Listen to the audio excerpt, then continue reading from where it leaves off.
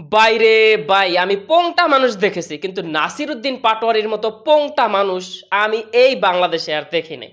পুলিশেরা রাস্তা ব্যারিকেড দিয়ে থুইছে 144 দ্বারা জারি করি। ওই যে হবিগঞ্জ এনসিপির পোলাপান রে মারধর করছে, তার জন্য মামলা করতে গেছিল আবার এনসিপির পোলাপান।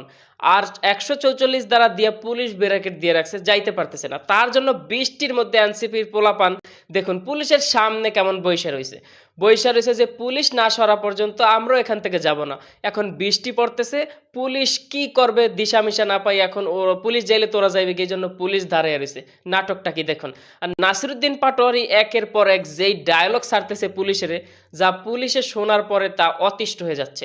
নাসিরুদ্দিন পাটোয়ারি পুলিশকে কি বলতেছে জানেন? কয় আপনারা যে পুলিশের পোশাকটা পরছেন, আপনাদের উচিত পুলিশের পোশাকটা খুইলা এই রাস্তায় এসে দাঁড়ানো। এখন পুলিশ জিজ্ঞাসা করতেছে কেন রে ভাই?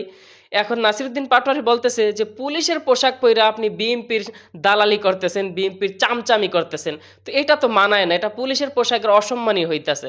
আপনি এটারে খুইলিয়া ছাত্র দলের গেঞ্জি পইরা আসেন। এই যে আপনি একটা এমপির গোলামি করেন, আপনার কোনো স্বতন্ত্র আছে কি? তারপর আবার একটু পরে কি বলতেছে শুনেন। নাসিরুদ্দিন পাটোয়ারি মানে একের পর এক শুধুমাত্র কথা। জিজ্ঞাসা করে পুলিশকে, আপনারা কি বিসিএস করছেন?